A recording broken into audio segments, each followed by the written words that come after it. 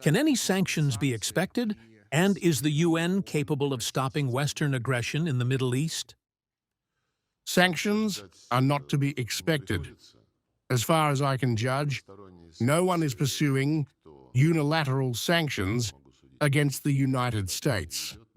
We, as the Russian Federation, are in principle not proponents of methods that undermine international economic and other relations contrary to the UN Charter. That is simply not our method. We never resort to such things. But as for others, I simply do not see an interest in using this instrument, which is employed exclusively by the West itself, primarily the United States, but increasingly in recent times, the European Union as well. Your colleagues in the public space have repeatedly asked the question of whether, for example, the International Paralympic Committee, the Olympic Committee and other federations that hold sports competitions will be taking any decisions. The answer is absent, and it is obvious that no one will dare take such steps. I believe this reflects deep-seated changes and deep-seated problems in world politics and the world economy. The United States openly declares, and President Trump says this without embarrassment, that they will not be guided by any principles of the UN, that they will be guided solely by the interests of their own state.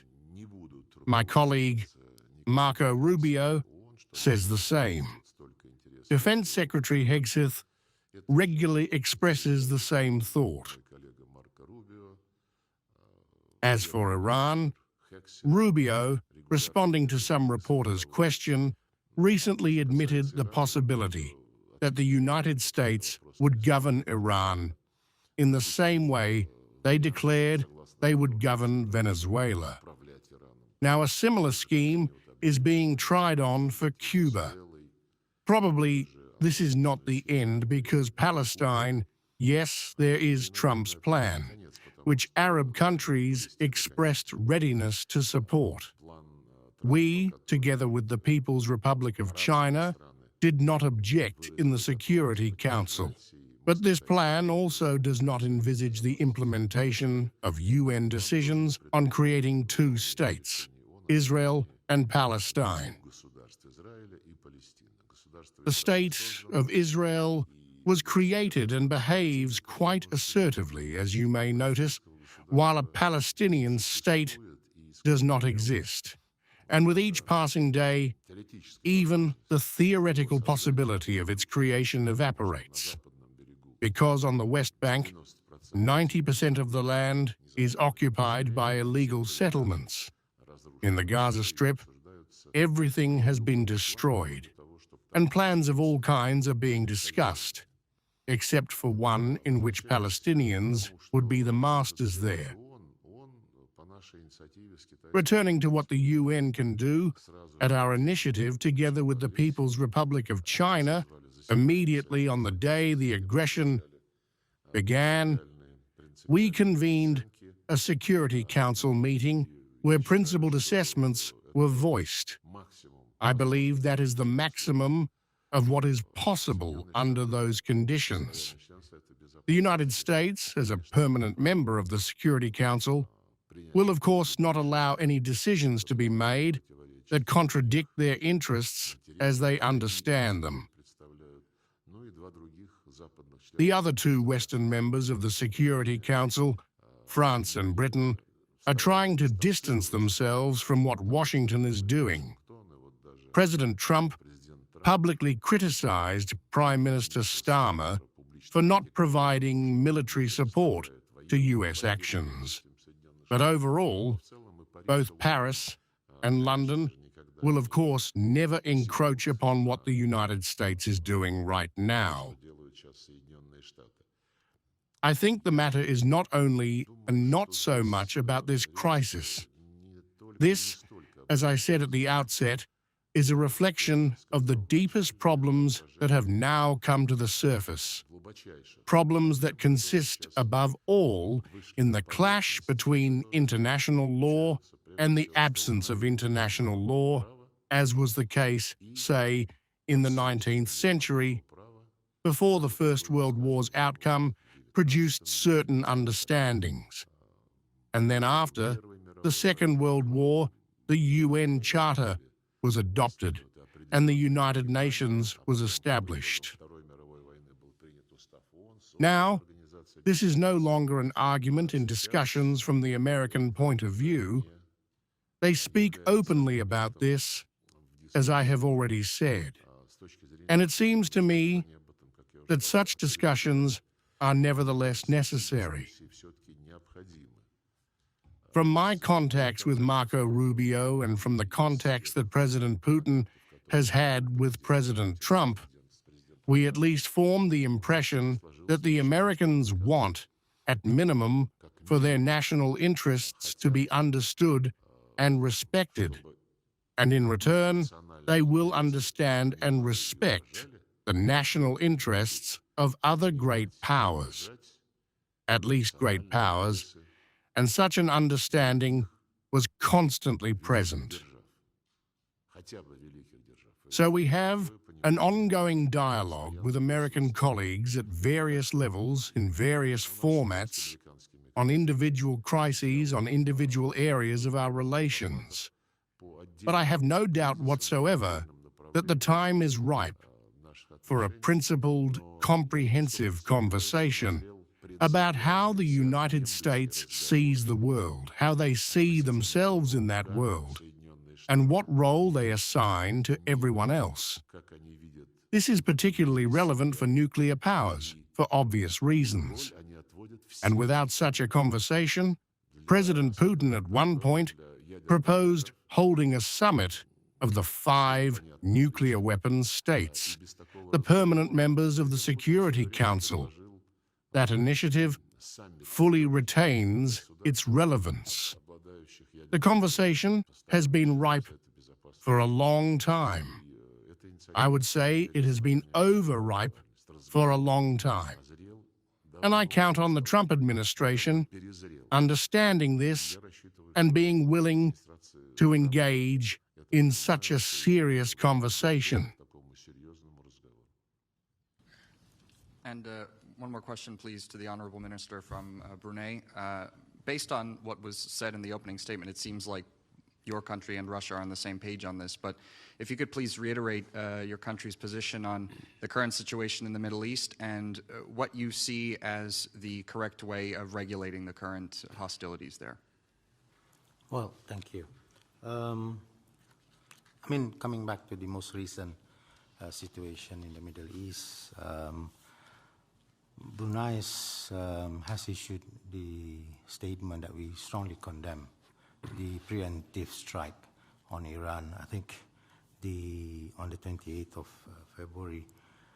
And it's a situation that has resulted in retaliatory responses from Iran to its neighboring Arab countries, Bahrain, Kuwait, Qatar, Saudi, United Arab Emirates, and even Oman. I think it's just deeply saddening to see this current event happening during the month of Ramadan for the Muslim, but also during the month of the Jewish month of Adar and during the Christian Lent.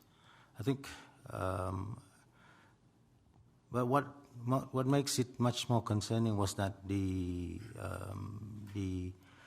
conflict that started was in the middle of a diplomatic effort by the Sultanate of Oman, by Said Badr, His Excellency Said Badr, the Foreign Minister, and I think trying to give diplomacy a chance.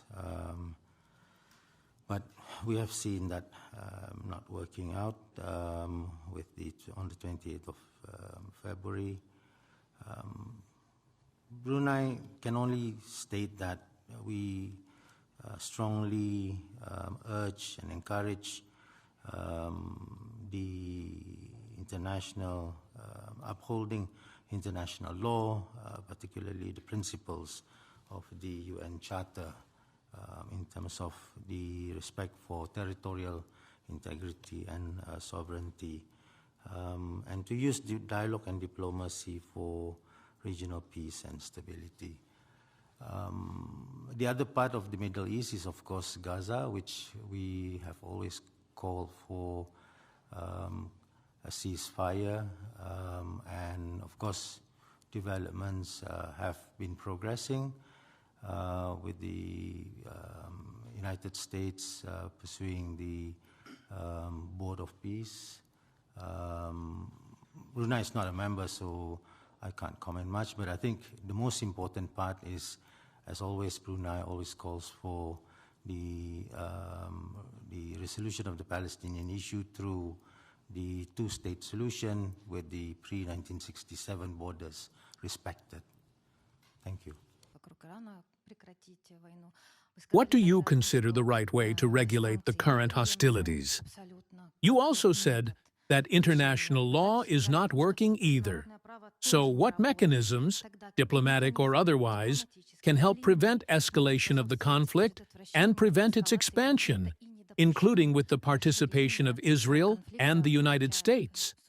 In other words, how can what Israel and the U.S. are doing now be stopped? And how dangerous does the situation in the Middle East appear to you? I am convinced that the mechanisms can only be political and diplomatic. We most actively supported Oman's mediation efforts. I remain in contact with my good friend, the Foreign Minister of Oman, who participated in this Geneva procedure of indirect negotiations between the United States and Iran, and who, as recently as last Friday, as did the Foreign Minister of Iran, expressed a very positive assessment following the conclusion of yet another round of these Geneva negotiations. He was, at least, optimistically commenting on how that latest round had ended, and was saying that just a little more remained.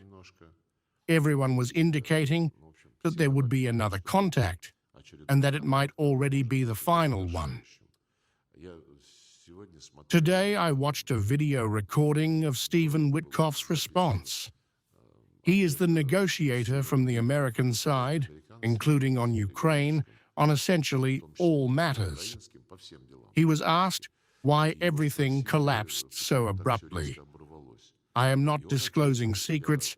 This is now publicly available. He answered that Iran continued to insist on its inalienable right to enrich uranium. And Jared Kushner and I, said Stephen Witkoff, realized that nothing would come of such a position, and it was time to wrap up these negotiations and move on to other methods. But the inalienable right to enrich uranium as a principle applicable without exception to all countries that are parties to the Non-Proliferation Treaty, no one has ever disputed that. We were also playing a certain mediating role. Israel approached us. The President has mentioned this more than once, and Iranian colleagues also approached us and came to visit. We always proceeded from the principle that a political and diplomatic settlement must be sought, starting from recognition of the legitimate rights, the inalienable rights, under international law, of every state, including, of course, Iran, and the right to enrich uranium for peaceful nuclear energy purposes is inalienable. And incidentally, it was not disputed in that very joint comprehensive plan of action for resolving the Iranian nuclear program. No one disputed the right. It is enshrined in the UN Charter, in the Non-Proliferation Treaty, in the principles of the IAEA. What the JCPOA contained were agreed limitations on that right, and exactly the same approach, we are convinced, should have been applied in this case as well. And we proposed a whole range of options for such a resolution. President Putin personally worked on this, and all our colleagues in Israel, in the United States, in Iran, in the Arab countries of the Persian Gulf. All of them are aware of the efforts we undertook. But to say that Iran must be the only country in the entire world to give up this right that belongs to all other states, well, that is probably not very realistic. Perhaps Stephen Witkoff expressed himself infelicitously, but if that was indeed the reason for beginning the aggression, that raises a great many questions.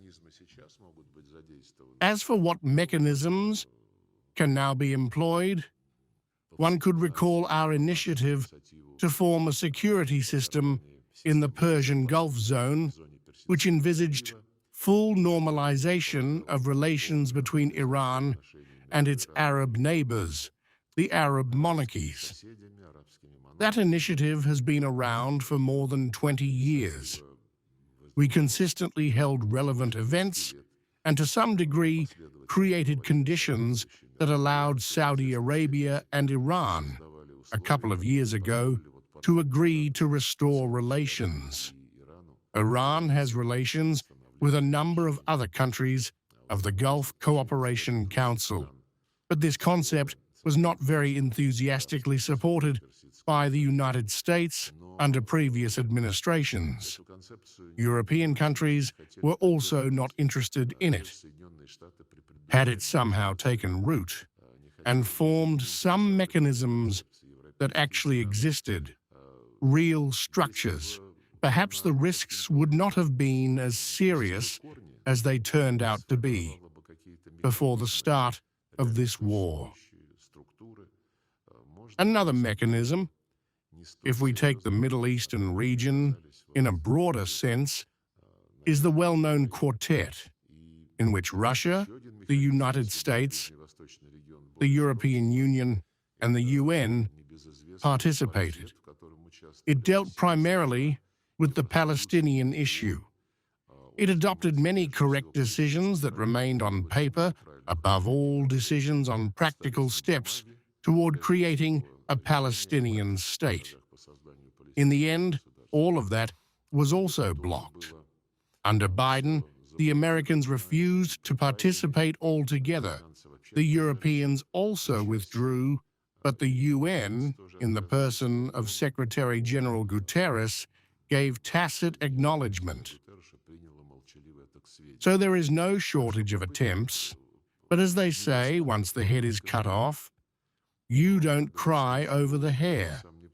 And now yesterday, the president spoke with a number of his colleagues from Saudi Arabia, the United Arab Emirates, Bahrain, and Qatar, and they discussed ways to achieve the swiftest possible end to the bloodshed. They also spoke about the fact that we are categorically against hostilities as such. They must cease immediately. But of particular importance is the exclusion of any actions that create threats to the lives of civilians and that constitute attacks on civilian infrastructure, whether in Iran or, no less importantly, among Iran's Arab neighbors. And let us recall that rumors that the Americans and Israelis would, after all, launch this latest war against Iran had been circulating for a long time. Throughout the entire period preceding the current crisis, the Arab Gulf states publicly stated that they would not take any part in this venture, that they would not provide their airspace for strikes against Iran, and would not permit foreign military bases on their territory to be used for those purposes. Therefore, of course, we understand their feelings, and we will strive to use our capabilities, including in our relations with the Islamic Republic of Iran, to ensure that this problem does not flare up further and that it is resolved. As for the other side, the side of the United States and Israel, judging by the statements of both President Trump and Defense Secretary Hegseth and Marco Rubio as well, it was said directly, "We will fight as long as we consider it necessary." No one knows the ultimate objective. They eliminated and proudly announced Iran's supreme leader, Ayatollah Khamenei. And about that, the president first said something, and then the defense secretary said they had not intended to eliminate him. So to understand things well enough to mediate meaningfully, one obviously needs some clear understanding of the direction in which the parties are moving. But so far, we do not see such clarity regarding the goals of our American colleagues. But under all circumstances, we remain open to dialogue with them and with Israel. We have never broken off that dialogue. We believe that any concerns expressed by both Israeli partners and the United States can and must be resolved by political and diplomatic means. And it seemed to us, that the parties were very close to that solution, to a political solution, last Friday, following the latest round of Geneva negotiations. One more question, if I may. Yesterday, Israel announced the mobilization of 100,000 reservists and declared preparations for a ground operation in Lebanon. And this morning, the Israeli army already reported that they have taken up positions in southern Lebanon. How does Russia view these statements? And what are the risks of possible escalation on the Lebanese front in general? You have, in essence, answered your own question. Of course, this is escalation. Of course, this is a departure from the agreements that existed regarding Lebanon, both concerning the status of southern Lebanon and concerning Hezbollah, and what positions the parties should hold on both sides of the Litani River. There are many agreements there. Of course, they are now being violated. Israel says that Hezbollah has started defending Iran. Therefore, we are carrying out a large number of strikes against Lebanon. This is a vicious circle, and it can never be broken unless everyone gets together and examines this entire complex of issues. A Middle East conference, which we have also been proposing for many years, would now be more timely than ever. In the absence of such a forum, where everyone is represented and each party has the opportunity to defend its own point of view, to prove, to explain, to seek a balance of interests. What happens is that individual powers decide all the problems in the region, as is happening with the Gaza Strip, as is happening with the West Bank of the Jordan River, as is happening with Lebanon, as is now happening with the Islamic Republic of Iran. Sergei Viktorovich, we were covering the Geneva negotiations, meaning the trilateral negotiations among the USA, Russia, and Ukraine. I understand they prefer quiet, but still, in your sense of things, in your information, is there progress? Is there an attempt by the Americans to push through the territorial question? And in connection with this Middle Eastern situation, how will it affect the course of the negotiations and the choice of venue? As for the position of the United States, we have commented on it many times.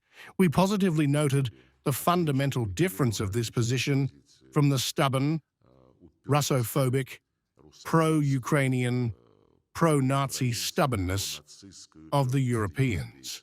Because President Trump, unlike the Biden administration, immediately in his first assessments of the situation in Ukraine, named the dragging of the Kyiv regime into NATO as one of the causes. He called for forgetting once and for all about Ukraine's membership in the North Atlantic Alliance. And secondly, he called for acknowledging the realities on the ground.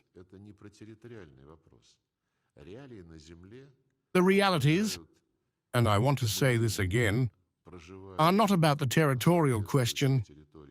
The realities on the ground reflect the opinion of the people living on the corresponding territories. People whom the illegitimately installed Kyiv regime regarded as terrorists, called them creatures, non-humans, whose language, culture, religion, and traditions the Kyiv regime legislatively banned. And the people living on those lands expressed themselves in referendums about how they wish to build their future as part of the Russian Federation. And it is in this sense that the territorial question exists. One must start from the people. And President Trump and his team acknowledged that these are the realities that have formed on the ground, and that these realities also need to be recognized as part of a settlement. I will not go into details, but I can acknowledge and confirm that the positions I have outlined, those of the Trump administration, remain in place. They were, in essence, enshrined in the Anchorage understandings. Now people talk about the spirit of Anchorage, which supposedly either evaporates or dissipates. One should not talk about spirits. The atmosphere always helps, but in Anchorage, concrete understandings were reached. This is not something ephemeral. These are completely concrete things. And as I have already said more than once, it is from precisely these understandings that the Trump administration is being pushed off course by their European allies, and of course, by the Nazi regime of Zelensky. But as far as we can judge, the Trump administration is not departing from these understandings, from the issue of non-accession to NATO, and from the necessity of recognizing the realities formed on the ground as a result of the people's expression of will. Another matter is that the Europeans are insisting, and they say so publicly, that the core of any settlement is security guarantees for Ukraine. By this, they mean security guarantees for the regime currently ruling in Kyiv, and for the regime that they want, by all means, to preserve on whatever territories remain of the former Ukrainian state. At the same time, it is declared that guaranteeing the security of this regime is necessary above all because it upholds European values and stands against the aggressor, Russia. In other words, they want to guarantee security to a Nazi Russophobic regime. Racists who seized power through corruption, through the encouragement of their European brothers and sisters, and who are carrying out the scheme devised against us by those very Europeans. And this is one of the root problems, because the security guarantees that the Ukrainians proposed in April 2022, and which we agreed to, were collective guarantees, and not just security guarantees for one party to the process, but guarantees of security for all. And those guarantees were based on the principle of the indivisibility of security. Under the Ukrainian proposal, which we supported, responsibility for this fell on the 5 permanent members of the UN Security Council, plus Turkey, plus Germany. Decisions among this group of guarantors of the overall situation security would be made by consensus. And according to this agreement, proposed by the Ukrainians themselves, there should be no foreign military bases in Ukraine, no foreign troops, no exercises involving foreign troops. Compare that with what is now being said. The moment hostilities end, by the Western version, troops will immediately be deployed there as part of providing Ukraine with security guarantees. This topic has not been worked out at all, and it needs to be discussed, and discussed publicly, because it is absolutely unacceptable to us, as you understand, to preserve a long-since Nazified and militarized Ukraine. This directly contradicts the goals of the special military operation, and to agree to a cessation of hostilities under conditions that include the preservation of an enemy armed by Europe, an enemy that Europe is directing toward a new war against Russia, that is probably directly contrary to our interests and common sense. Channel Russia, Olga Knyazeva, Vesti, Sergei Viktorovich, how serious do you consider the threat to global nuclear security today in connection with the conflict in the Middle East? The threat is intensifying, I would say, and growing. I already mentioned that the main reason declared for launching the aggressive attack on Iran was the conviction that Iran was making a nuclear bomb. Although it seems that in June, after that 12-day war, the United States declared that all components and all work on creating the bomb had been destroyed. But if this war, as I quoted Stephen Witkoff, began because Iran refused any schemes that would deprive it of its inalienable right to enrich uranium for peaceful purposes, a right possessed by all other states in the world. And if such a logic is now being advanced, then I guarantee you that forces will appear in Iran. Influential movements will emerge in favor of doing exactly what the United States wants to prevent, acquiring a nuclear bomb. Because the United States does not attack those who have nuclear bombs. There are people there who cite the example of Muammar Gaddafi. He voluntarily gave up his nuclear weapons development program. And some of our interlocutors in the countries of the global south remind us of this. Look, Gaddafi gave it up. And what did they do to him? While those who did not give it up, they are not attacked. So this action, this war that has now been unleashed against Iran, it may firstly stimulate a movement in favor of creating nuclear weapons, and not only in Iran. Such a movement will immediately appear in the Arab countries neighboring Iran as well. Therefore, in an outwardly paradoxical way, the proclaimed noble goal of starting a war in order to prevent the proliferation of nuclear weapons may stimulate exactly the opposite tendencies. And things are unfolding in an interesting way in Europe as well. Macron has just come out with yet another initiative regarding a nuclear deterrence program. He declared that France is significantly expanding its nuclear forces. He will not cite any statistics, so as to maintain ambiguity, but will be building new delivery vehicles, missiles, and aircraft carriers. He is inviting those who wish to come under France's nuclear umbrella. Denmark apparently is already ready. Germany is also ready. And Britain, well, where would we be without it in such matters? So right now, the risk is growing that the problem of nuclear proliferation will begin to spiral out of control. In Europe, they are talking about this openly and loudly.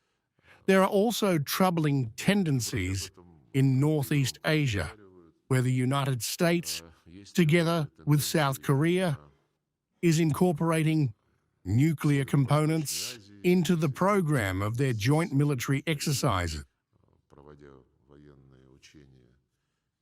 And speaking of Macron's initiative, let us not forget that in making this announcement about creating a program, or rather, a nuclear deterrence potential, in order, as he put it, to manage escalation, Macron declared that Paris intends to use nuclear weapons in defense of its vital interests. And he added, which are not limited to France's borders. That is an interesting subject for reflection. I am certain that commentary will follow from the most diverse political, academic, and governmental circles. We will continue to uphold the principles of nuclear non-proliferation. We will continue to speak out categorically against actions that could undermine these principles and provoke a nuclear arms race. In this connection, I will once again recall the President's initiative, which he put forward several years ago. It was then impeded by the COVID epidemic. The initiative to convene a summit of the permanent members of the Security Council. The situation is becoming too serious for this initiative to be postponed indefinitely.